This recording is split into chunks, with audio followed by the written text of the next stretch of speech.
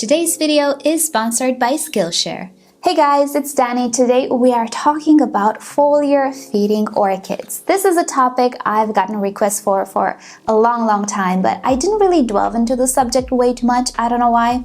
So I thought I should definitely do a video on it because, as many of you know, I personally do not foliar feed my orchids. I never did. And I don't actually advise anybody to do so in all of my tutorials. But it doesn't mean I'm necessarily right. It's not a video where I tell you you shouldn't do this because blah, blah, and so on.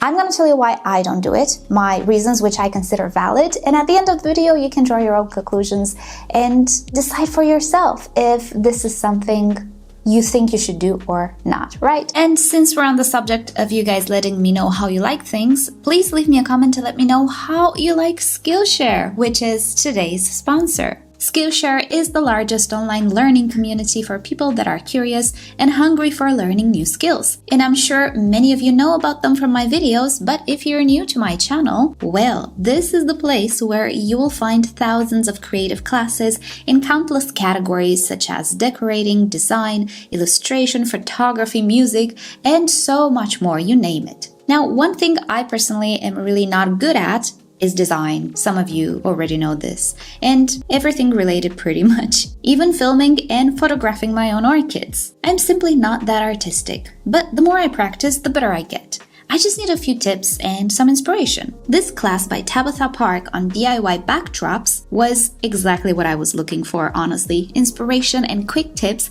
in a 25-minute class. I seriously need to brush up my Instagram profile, but I would really like to have some nice backdrops to my pictures. Yeah, I know. Tabitha has quite a few awesome backdrop ideas that I'm really excited to try, and also a few tips on just how to make the picture look better, pretty much. Things that really don't come intuitively for me. So her class was really useful for me, and you can use all of these ideas for other things as well, not just orchids. If you want to put a nice picture of your cookies on Instagram, well, wouldn't it be nice to just display them in a more delicious way? Now, the best part is that you can try Skillshare for free today. The first 500 of you to use my link in the description and also in the pinned comment will receive a 1-month free trial of Skillshare to browse through all of their courses and see if it's for you. Nothing to lose, only to gain. So give it a go and let me know what classes you've enjoyed. Thank you Skillshare for sponsoring this video, and thank you all for supporting the people who support me. Let's get the list ready. I'm lost without my list, you guys. Anyone else? I'm at that point in my life where I go to the kitchen and realize I have no idea why I'm there. You've seen the memes, you've seen the reels. Yes, I'm that person, so I need lists. Right, so let's start with the idea of foliar feeding and why it exists in the first place. And well, that is because it has been, to my knowledge, scientifically proven that orchids, amongst other plants, are also capable to absorb nutrients through their leaves. In nature, that is. And I believe that is a very important little detail that comes into play when we talk about foliar feeding ourselves, because nature has a way of doing things which is much different than the way we are doing it in our living rooms. So because, amongst again other plants, orchids can also benefit from nutrients being absorbed through the leaves, obviously, if there's a hint of a need, I believe companies are there to fulfill that little bit of a need which may or may not exist. At the same time, of course, maybe in certain settings, even in cultivation, let's say, foliar feeding is a benefit or a necessity. Now, there are many details associated with how things happen in nature and how things happen in our living rooms. I'm going to take a few of them, not all of them. I don't think I'm even aware of all of them because I'm not a botanist and I don't know what I don't know, right? You know that saying. But I do know a few things that make me kind of stay away from the idea, because as much as I want, I'm no Mother Nature. And the number one thing that I'm personally convinced of is that rules must be changed for orchids that live in our homes, in our living rooms. I cannot play by the same rules as Mother Nature does. Things that happen in their natural habitat will not happen in my living room pretty much no matter what. It is absolutely impossible. And because of a multitude of reasons, I consider foliar feeding more of a risk than an actual benefit for orchids growing in your living room. Hence why I absolutely stick to feeding my orchids through their roots, which are the structures that, in my opinion, are specialized in absorbing water and nutrients. I believe strongly that we cannot compare the uptake that leaves provide with the uptake that roots provide. And to top it all off, in my opinion, it is much, much safer to deliver nutrients through the root system in a home environment rather than through the leaves. So let's start with that risk.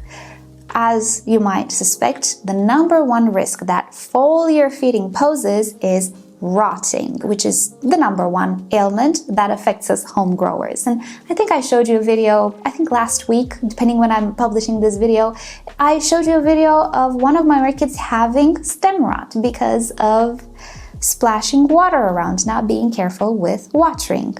Yes, water that gets trapped between leaves, in crowns, and between all of these little sheets that orchids have in cultivation has a lesser chance of evaporating and not posing a threat to the orchid.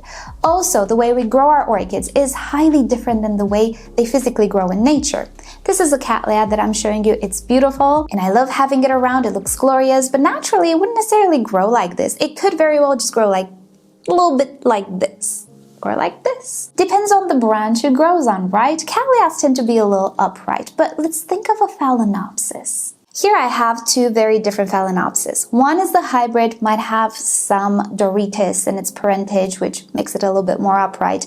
Naturally though, phalaenopsis as a species would grow tilted on a tree trunk or a tree branch, something like this. And through this tilting habit, they naturally just shed accumulations of water from their leaves and crowns and stems. Growing orchids like this, upright, and maybe even encouraging upright growth, makes water much more likely to get trapped in the crowns and in between the leaves. And the more water accumulates, the slower it will evaporate. Now, this accumulated water collects bacteria, pathogens, whatever you have in your environment. And there is also the idea that I have in which our home environments have very different microbial elements, conditions than maybe what these guys would encounter in nature. And when I say when they encounter in nature, I also mean their ancestors, right? This is a hybrid. It doesn't exist in nature. We made it as humans, but we started out with the natural ingredients, right?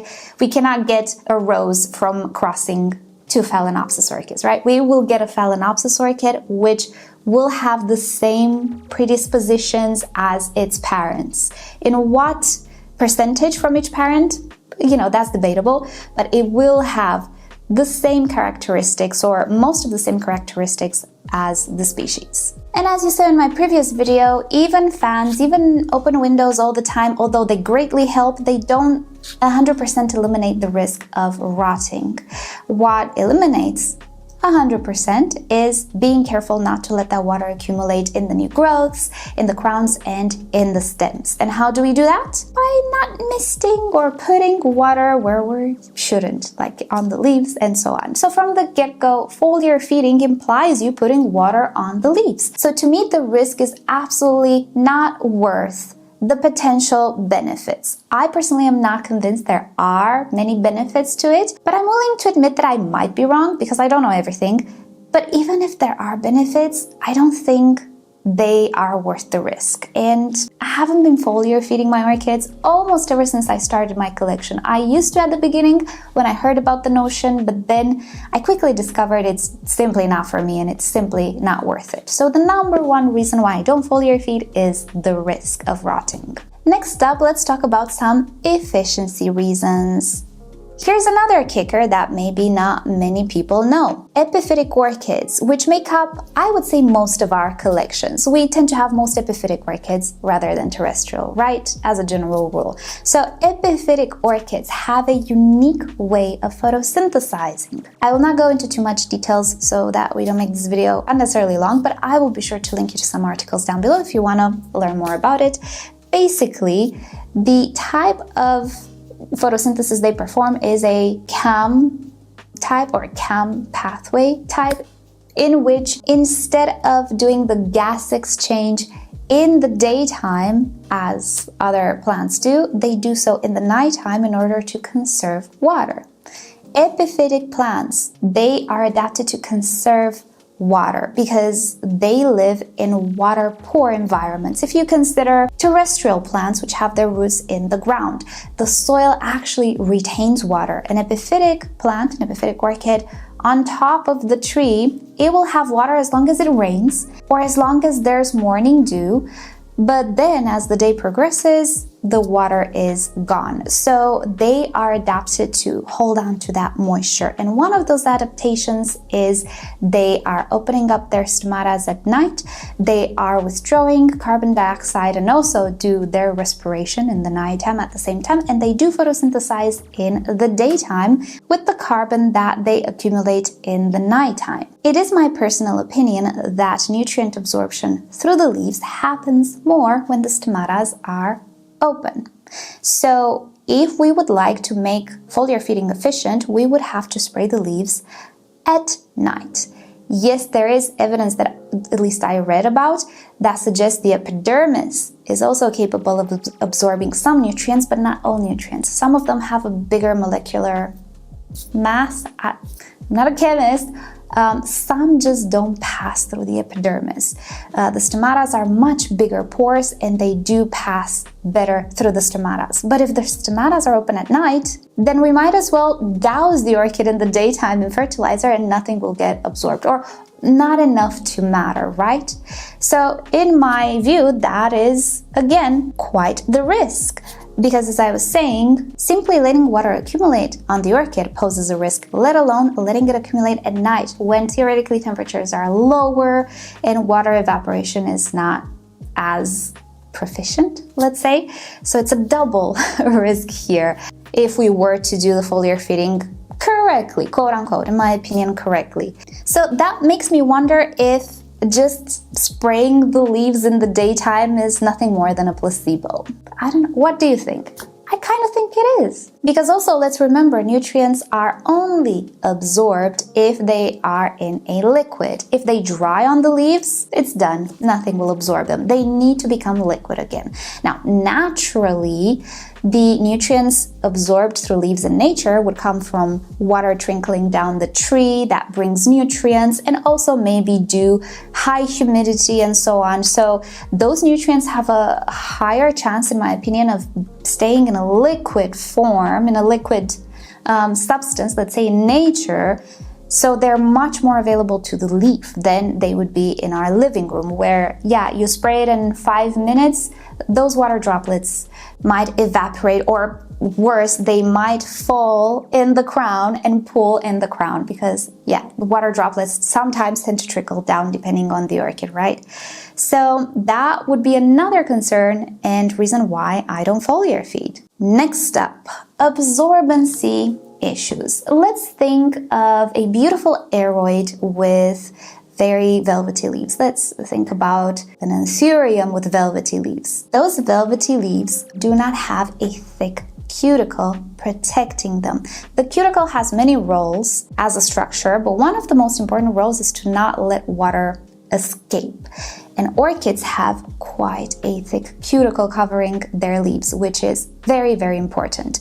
The downside to having a thicker cuticle is that absorption is not all that great. So I personally do believe that foliar absorption of a velvety plant like an aroid is much greater than foliar absorption on these types of orchids. This is not something that necessarily scientists say. It might be. It's just something that I believe to be true due to my research about cuticles and so on and so forth. You might see that if you put a droplet of water on a velvety leaved plant, it will get absorbed. You will see it disperse, not necessarily fall down the leaf, but it will disperse on the leaf, and at some point it will actually get absorbed. Not the same when you drop a water on a cattleya leaf.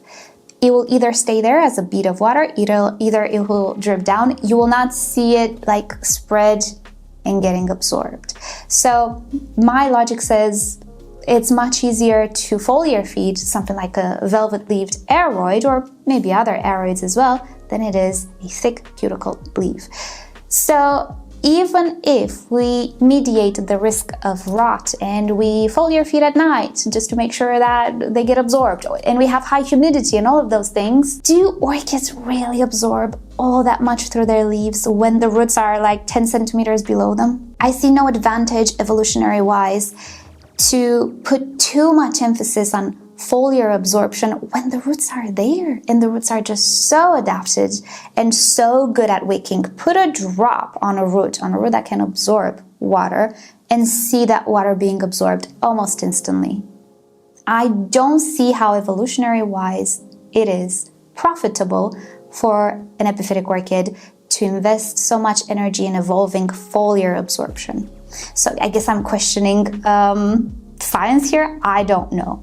Yeah, it's just something that I question, and it's another reason why I'm just not tempted to foliar feed. Next point that I wrote here, I kind of mentioned it a little, but let's stick a little bit with it. Environmental factors that might actually favor foliar uptake in nature versus in our living rooms. And as I was saying, humidity, dew, water present for longer on the leaves than it is present in our living rooms. I see it as bumping heads a little bit, the fact that we have fans running all over the time, right, to speed up evaporation of our orchids if we by mistake put a drop of water where we shouldn't, and so on. They're two very conflicting concepts for me, because I don't believe that those few minutes in which the water stays on the leaf before it either trickles down, either thankfully evaporates, I don't think they make a difference. I don't think it helps if you spray on the upper side of the leaf, because the stomatas are on the underside, and if we want to take advantage of their opening, we must spray the undersides of the leaves. One thing to keep in mind is that how orchids look is their perfect form. Let's say their perfect form for their environment. But this form might not be good for certain aspects in cultivation. So in nature, everything might make much more sense than we can imagine, but simply in our living room, it is more of a disadvantage. As I was saying, if you feed the underside of the leaf, it is more likely to go down than the upper side, right? Somehow. It is just how it goes, because the leaf is a little bit, has this curly, somewhat curly shape to it. It conducts it better to areas in which we don't want water. There's a reason for that in nature. Same reason might be detrimental in our living room. And the last point on my list here, and we're gonna end the video soon, don't worry. Are you happy with the results you have? And I am. I'm very happy with my results. It's always a joy to see an orchid go from maybe a sick stage or a young stage and develop under my care into maturity, into flourishing, into having greater looking orchids than what I started with. It is a joy, and I'm happy with the results that I'm getting, and where I see that I can improve, I already know what I can improve, and I improve it and it gets better. I don't see how foliar feeding will make me happier. You know what I'm saying? I mean, if I have one more flower here, would it make me happy? No, you reach a point where you have enough. You know what I'm saying? I'm happy with the results that I have, and risking it just to foliar feed is simply not worth it for me. But I want to hear from you guys. Is it worth it to you? Do you think you can mitigate the risks? Let me know your experiences and so on. Keep in mind though, placebo. Placebo is a very, very big aspect of anything, even of orchid growing. And also, correlation doesn't imply causation. These are the two mottos that I would put like on my wall. I might put these two mottos on my wall that should guide us in the orchid world. Placebo is strong, correlation doesn't imply causation. So these two elements, absolutely we need to keep in mind, and at least this is my approach, I need to challenge them and see if I'm not actually speaking from a placebo or from fact, you know, when I talk about my experience. These are things that we always need to keep in mind. So if you think you have real results and real reasons to foliar feed, I would love to know, because I always like to learn. But for now, that is about it. These are my reasons for not foliar feeding, not like investing money in foliar feeding. Not that we can't like prepare a little solution with our orchid fertilizer or maybe a dilute solution. Simply not worth the risk for me. But is it worth it for you? Right, so that said, thank you guys so much for watching. Hope you've enjoyed today's topic. Thank you Skillshare for sponsoring this video. And with that said, I'll see y'all next time. Bye!